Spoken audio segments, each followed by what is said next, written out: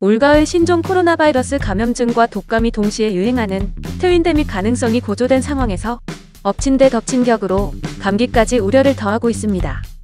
특히 환자한테 나타나는 임상적 증상만으로는 세 가지 중 어떤 질환에 걸렸는지를 구별하기 어려운 만큼 올가을과 겨울에는 손 씻기와 마스크 착용 등 개인 위생이 무엇보다 중요해졌는데요.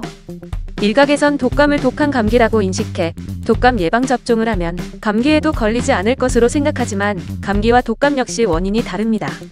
코로나19와 독감, 감기는 열이 나거나 기침과 같은 호흡기 증상을 동반한다는 점에서는 비슷하지만 엄연히 다른 질환인데요. 코로나19는 신종 코로나 바이러스 감염이 원인인 호흡기 질환입니다.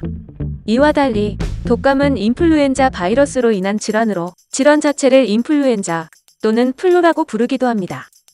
독감 환자는 갑작스러운 고열과 전신에 심한 근육통 등이 나타나는데요. 백신이 개발돼 있으므로 무료접종 지원 대상자는 되도록 백신을 맞는 게 좋습니다. 타미플루 등 치료제 역시 상용화돼 있어 독감으로 진단될 경우 1차 의료기관에서도 처방받을 수 있습니다. 한편 독감과 달리 감기는 리노바이러스, 코로나 바이러스 등 200여 가지가 넘는 바이러스가 원인입니다. 감기를 일으키는 코로나 바이러스는 사종인데 현재 전 세계에서 유행하는 코로나19와는 다릅니다. 따라서 독감 백신을 맞았다고 해서 감기나 코로나19가 예방되는 건 아닙니다. 그러나 의료계에서는 소아나 고령자, 만성질환자, 임산부 등은 가급적 독감 백신을 접종하라고 권하고 있습니다. 독감이 코로나19 감염으로 혼동돼 진단검사에 몰릴 경우 국내 의료 시스템을 마비시킬 가능성이 있고 자칫 독감으로 인해 면역력이 저하한 환자가 코로나19에 중복으로 감염될 가능성도 있기 때문인데요.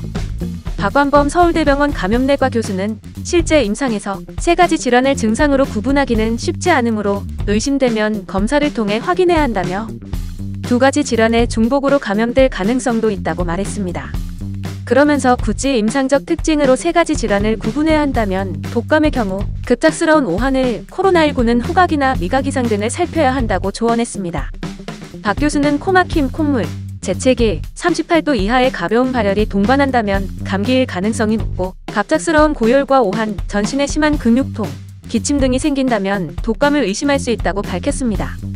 그는 이어 코로나19는 감기처럼 코와 관련한 증상은 드물고 발열은 흔하지만 독감처럼 급작스러운 오한을 동반하지는 않는 듯하다며 후각이나 미각 이상, 호흡곤란이 나타난다면 코로나19 가능성이 크다고 말했습니다.